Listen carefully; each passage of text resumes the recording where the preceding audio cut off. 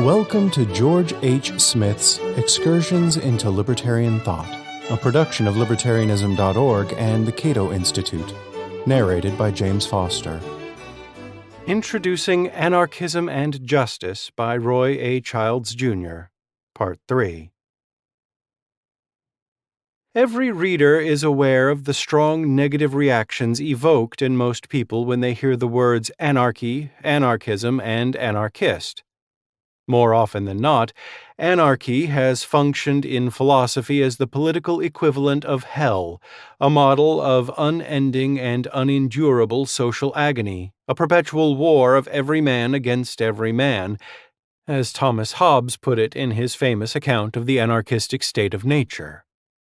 A condition of anarchy, we are told, is so terrible, so destructive, that virtually any kind of government, however brutal or despotic, is preferable to the social poison of anarchy.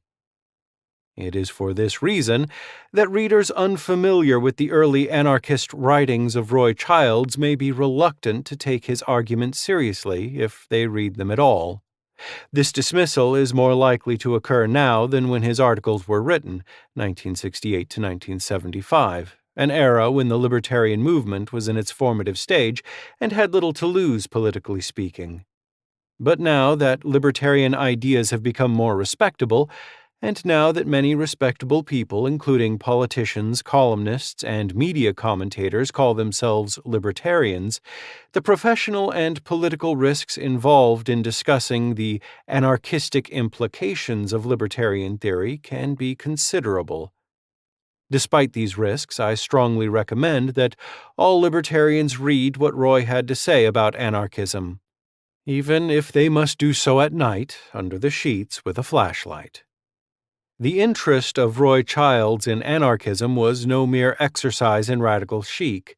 His explorations of anarchism as a moral and viable social system were motivated by an intense interest in political philosophy and by a desire to understand the nature of freedom and government. It is virtually impossible not to learn something from reading Roy, whatever one's opinions of his conclusions may be. His passion, though sometimes over the top, was authentic and contagious. Liberty, for Roy, was a very personal matter. As the distinguished psychiatrist Thomas Saz put it, for Roy, liberty was not a means but a personal end. Roy did not belong to his age. He belonged to an age that never was and probably never will be. Roy loved liberty like a lover loves his beloved. The theory of limited government has a long and distinguished provenance in classical liberal and libertarian thought, a tradition for which Roy Childs had great respect.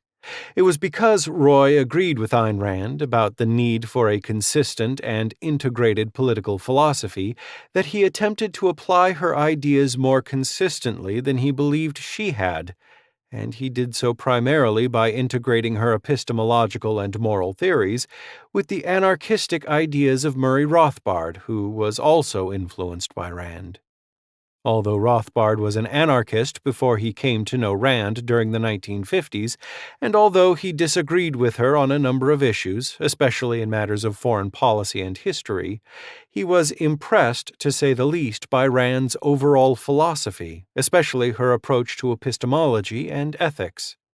In an enthusiastic letter to Rand, 3 October 1957, Rothbard praised Atlas Shrugged as the greatest novel ever written.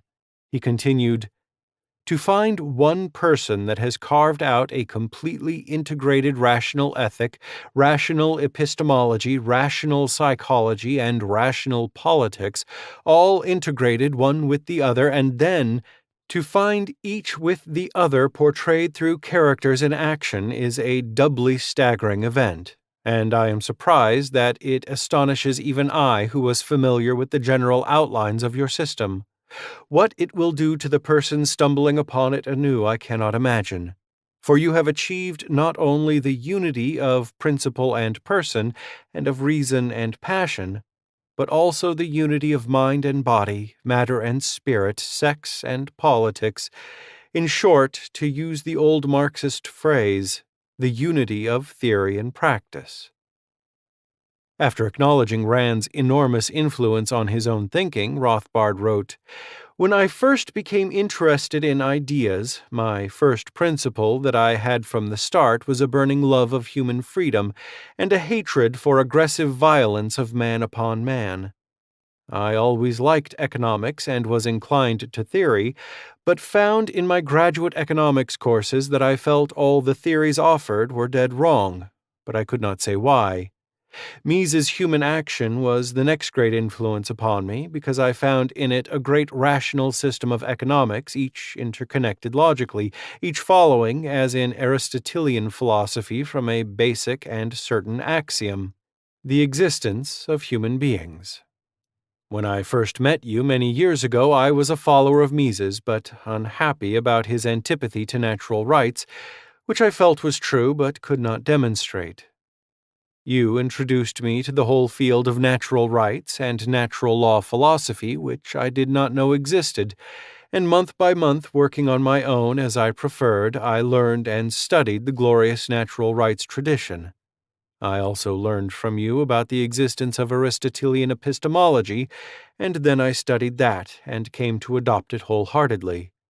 So that I owe you a great intellectual debt for many years, the least of which is introducing me to a tradition of which 4 years of college and 3 years of graduate school, to say nothing of other reading, had kept me in ignorance.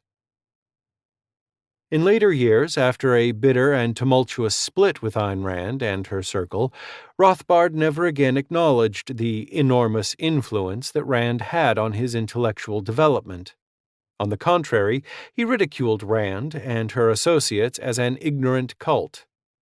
Be that as it may, this was not his opinion in 1957, when a 31-year-old Rothbard wrote to Rand, "When in the past I heard your disciples refer to you in grandiloquent terms as one of the greatest geniuses who ever lived, as giving them a round universe, I confess I was repelled. Surely this was the outpouring of a mystic cult.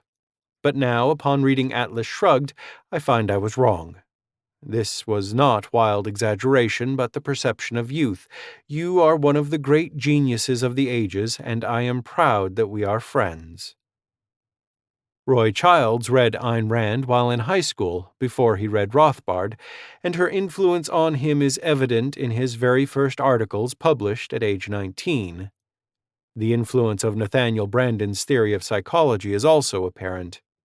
In his unpublished manuscript, The Epistemological Basis of Anarchism, discussed below, Roy went so far as to argue that Rand's epistemology, especially her contextual theory of knowledge, logically entails anarchism. If Rothbard provided the superstructure of Roy's ideology, Rand provided the foundation. So it would not be an exaggeration to say that Ayn Rand, not Murray Rothbard, was the philosophical fountainhead of Roy's anarchism. As I noted previously, libertarian minarchists need not embroil themselves in the fine points of anarchist theory if they have better things to do. Even those libertarians with strong anarchistic sentiments may prefer to tag their views with a different label, such as voluntarism or autarky.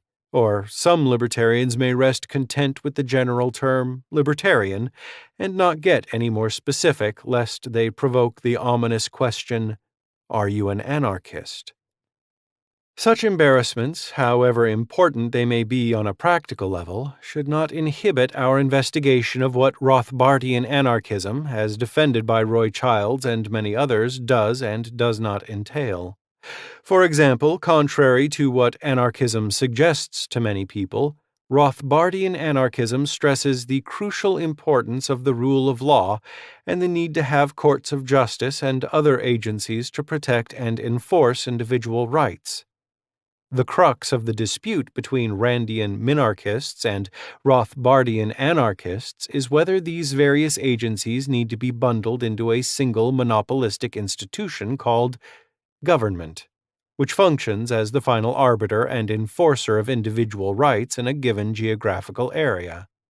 Roy maintained that any such coercive monopoly must necessarily initiate force against innocent people who might wish nothing more than to protect their rights by other means, such as enlisting the service of a market agency. hence Roy's use of the term free market anarchism. We must clear the air of myths and misconceptions about controversial terms before we can hope to discuss them reasonably, so I will begin by clarifying some concepts that played key roles in the kind of anarchism that Roy Childs defended. Note that I refer to concepts, not to words, which are merely the concrete symbols of concepts. This is important because dictionaries commonly assign the word anarchy to at least two different concepts. One, absence of any form of political authority, and two, political disorder and confusion, the American Heritage Dictionary. Because these two concepts are attached to the word anarchy, many people assume that the concepts themselves are identical and interchangeable. Most people cannot conceive of social order without government.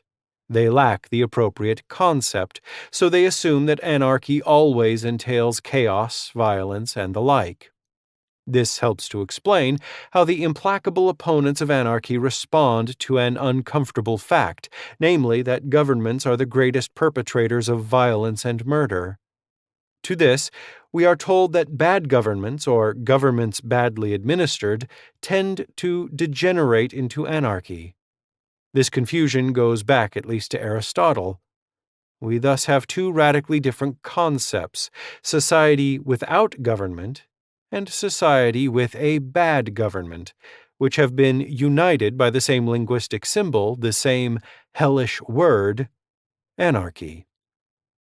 The word anarchy refers to a kind of society, a society without government or state. This is a description, not an evaluation. To describe a society as anarchistic means that social order exists in some fashion and to some degree without government, for this is implicit in the meaning of society, but it does not tell us anything more specific. An anarchistic society may be primitive or advanced, violent or peaceful, just or unjust, desirable or undesirable. The anarchist does not endorse every manifestation of anarchy any more than the defender of government endorses every kind of government. To determine the nature of a good anarchistic society is the business of anarchism, which is a theory of social order without government. This distinction between anarchy and anarchism is crucial. The former denotes a society, any society, without a state, whether good or bad. The latter denotes a particular point of view, a defense and justification of the good society which includes, as a fundamental precondition, the absence of a state. As stated previously, not every form of anarchy is acceptable to the advocate of anarchism.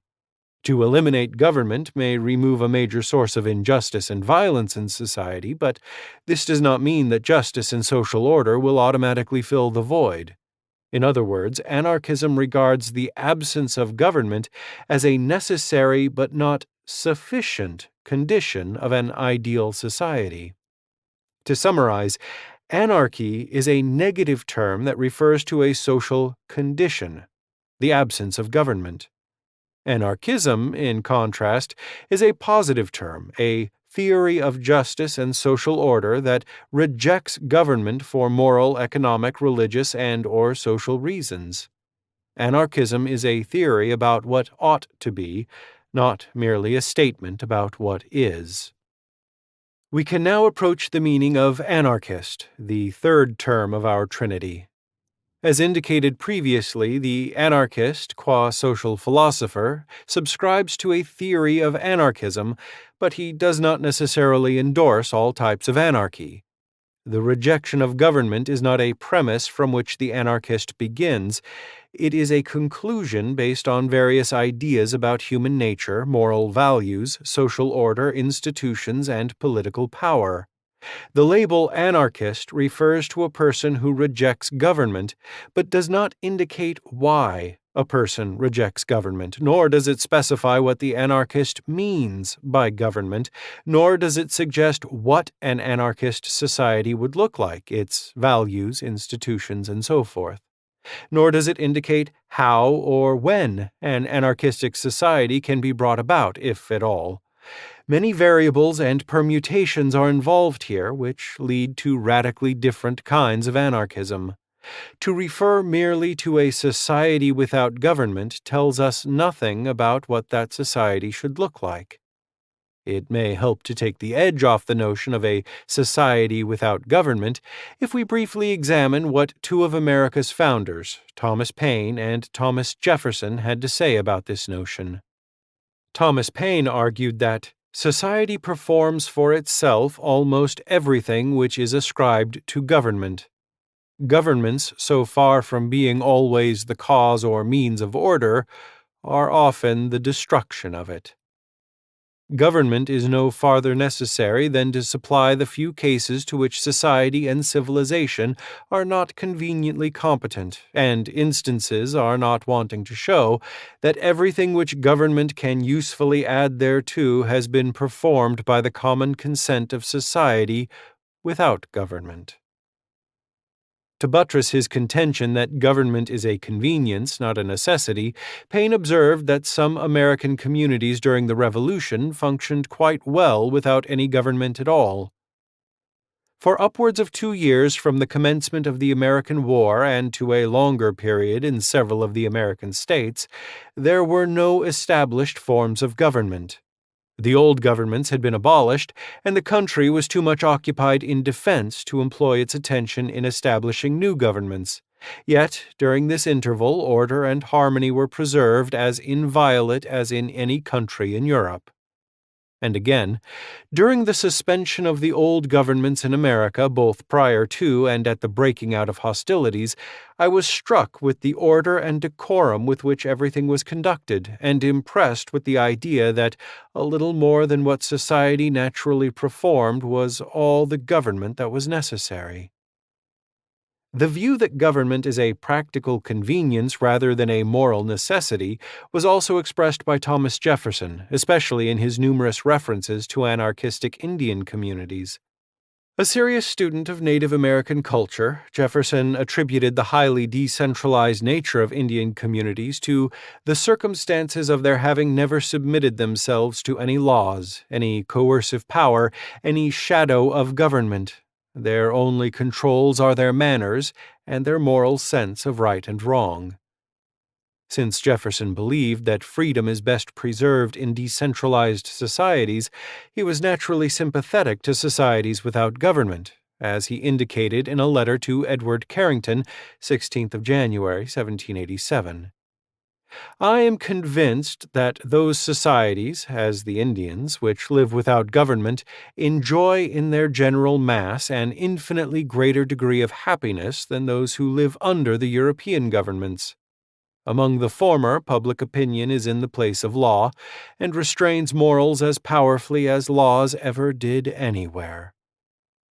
In a letter to James Madison, 30th of January, 1787, Jefferson divided societies into 3 basic forms, one of which was society without government, as among our Indians. Although a bit uncertain about the matter, Jefferson suggested that a society without government may be the best ideal form, however impractical it may be for large societies. Paine and Jefferson were not anarchists, of course, and they didn't use the word anarchy in their discussions of societies without government. The word carried the same negative connotations in their day as it does now. My point is that neither man displayed the knee-jerk reaction to the idea of a society without government that is so common today.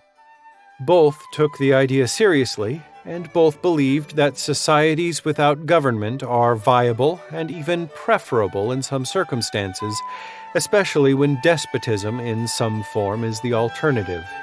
In short, Paine and Jefferson would have been more receptive to the ideas of Roy Childs than are most modern readers.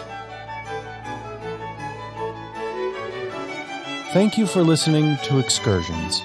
To learn more about libertarian philosophy and history, visit www.libertarianism.org.